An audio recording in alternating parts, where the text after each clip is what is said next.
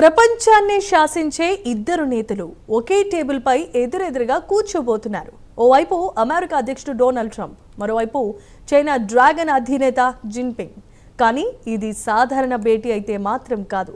ప్రపంచ రాజకీయాలు, యుద్ధాలు, చమురు మార్కెట్లు, ఏఐ టెక్నాలజీ, తైవాన్ భవిష్యత్, ఇలా అన్నీ ఈ మీటింగ్ చుట్టూనే తిరుగుతున్నాయి. ఇరాన్ యుద్ధం 3వ నెలలోనికి వెళ్లిన వేళ మధ్యప్రాచ్య మంటల్లో ఉండగానే ట్రంప్ బీజింగ్ వెళ్లడం వెనుక అసలైన వ్యూహం ఏంటి? ట్రంప్ చైనాతో చేతులు కలపాలని అనుకుంటున్నారా, లేక డ్రాగన్కు వార్నింగ్ ఇవ్వాలనుకుంటున్నారా? తైవాన్పై చైనా ఒత్తిడి, ఇరాన్పై అమెరికా ఆందోళన, మధ్యలో ప్రపంచ ఆర్థిక వ్యవస్థ. మరి బీజింగ్లో జరిగే ఈ భేటీ ప్రపంచానికి శాంతి సంకేతమా, లేక సరికొత్త కోల్డ్ వార్కు నాంది పలుకుతోందా? ఇవాల్టి స్పెషల్ స్టోరీలో ఇప్పుడు చూద్దాం.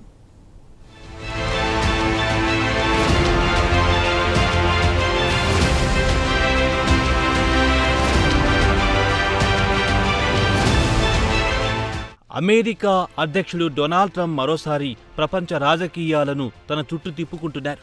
ప్రపంచం మొత్తం మధ్యప్రాచ్యం యుద్ధం ఉద్రిక్తతలతో ఉలిక్కిపడుతున్న వేళ ట్రంప్ చైనా పర్యటన ఇప్పుడు అంతర్జాతీయ కీలక ఘట్టంగా మారింది. మే 14-15 తేదీల్లో ట్రంప్ జిన్పింగ్తో భేటీ కానున్నారు. ఈ భేటీ కేవలం 2 దేశాల మధ్య సమావేశం మాత్రమే కాదు, ప్రపంచ భవిష్యత్ శక్తి సమీకరణాలను ప్రభావితం చేసే రాజకీయ, ఆర్థిక, సైనిక చర్చల వేదికగా మారబోతోంది.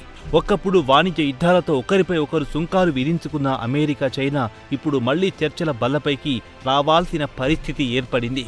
కానీ ఈసారి పరిస్థితులు పూర్తి భిన్నంగా ఉన్నాయి. 2017లో ట్రంప్ తొలిసారి చైనా వెళ్ళినప్పుడు ప్రపంచ రాజకీయ సమీకరణాలు ఒకలా ఉండేవి. ఇప్పుడు మాత్రం ప్రపంచం 2 శిబిరాలుగా విడిపోయినట్టు కనిపిస్తోంది. ఒకవైపు అమెరికా నేతృత్వంలోని పాశ్చాత్య కూటమి, మరోవైపు చైనా, రష్యా, ఇరాన్ వంటి దేశాల సమీకరణం.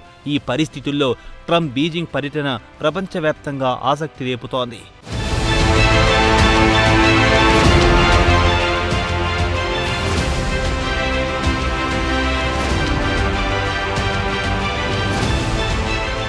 మధ్యప్రాచ్యంలో ఉద్రిక్తతలు తగ్గిపోవడంతో ప్రపంచ చమురు మార్కెట్లు కుదేలవుతున్నాయి. హార్మూజ్ జలసంధి మూసివేత భయాలు ప్రపంచ ఆర్థిక వ్యవస్థను ఆందోళనకు గురి చేస్తున్నాయి. ఇలాంటి సమయంలో ఇరాన్పై ప్రభావం కలిగిన దేశాల్లో చైనా కీలక స్థానం కలిగి ఉంది. అందుకే ట్రంప్ ఇప్పుడు జిన్పింగ్ సహకారం కోరుతున్నారు.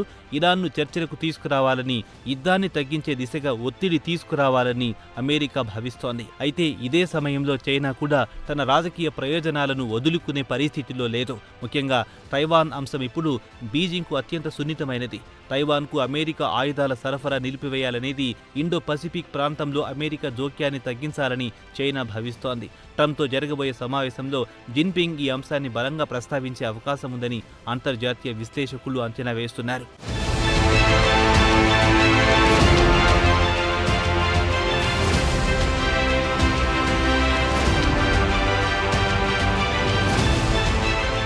తైవాన్ కేవలం ఒక ద్వీపం మాత్రమే కాదు, ప్రపంచ సాంకేతికత భవిష్యత్తును ప్రభావితం చేసే వ్యూహాత్మక కేంద్రం.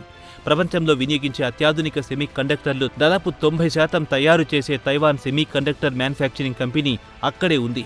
ప్రపంచ ఏఐ డేటా సెంటర్లు, రక్షణ వ్యవస్థలు, డిజిటల్ మౌలిక వసతులన్నీ ఈ చిప్స్ పైనే ఆధారపడి ఉన్నాయి. అందుకే ఇప్పుడు చమురు కంటే చిప్స్ విలువ ఎక్కువగా మారిందనే వ్యాఖ్యలు వినిపిస్తున్నాయి.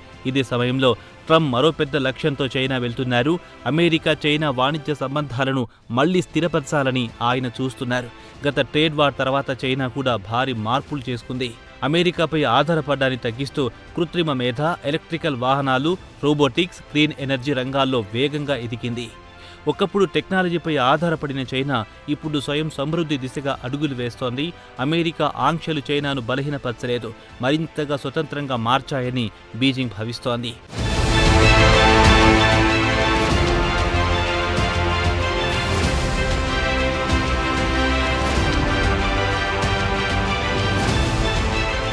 ఇదే సమయంలో ట్రంప్ కూడా దేశీయ రాజకీయ ఒత్తిడిలో ఉన్నారు. అమెరికాలో మధ్యంతర ఎన్నికలు దగ్గర పడుతున్నాయి. ఇరాన్ యుద్ధం ఇంకా ముగియలేదు. ప్రపంచ ఇంధన సంక్షోభం పెరుగుతోంది. ఇలాంటి సమయంలో చైనాతో సంబంధాల్లో కొంత స్థిరత్వం తీసుకురాగలిగితే అది ట్రంప్కు రాజకీయంగా పెద్ద ప్లస్ అవుతుంది. ముఖ్యంగా అమెరికా రైతులకు చైనా మార్కెట్ మళ్లీ తెరవడం, బోయింగ్ విమానాల కొనుగోలు, ఇంధన ఒప్పందం వంటి అంశాలు అమెరికా ఓటర్లకు బలమైన సందేశం ఇవ్వగలవు. అయితే ఈ చర్చలో పైచేయి ఎవరిది అన్న ప్రశ్న కూడా ఆసక్తికరంగా మారింది. ప్రస్తుతం అమెరికా ఇరాన్ యుద్ధంలో ఇరుక్కుపోయిన పరిస్థితి చైనాకు వ్యూహాత్మక అవకాశంగా కనిపిస్తోంది. అరుదైన ఖనిజాల సరఫరాలో చైనా ఆధిపత్యం, ప్రపంచ తయారీ రంగంలో భారీ మార్కెట్, టెక్నాలజీ రంగంలో పెరుగుతున్న ప్రభావం ఇవన్నీ బీజింగ్కు బలంగా మారాయి. అమెరికా కొన్ని రంగాల్లో చైనాపై ఒత్తిడి తీసుకురాగలిగినా పూర్తిగా దూరం కావడం సాధ్యం కాదనే పరిస్థితి కనిపిస్తోంది.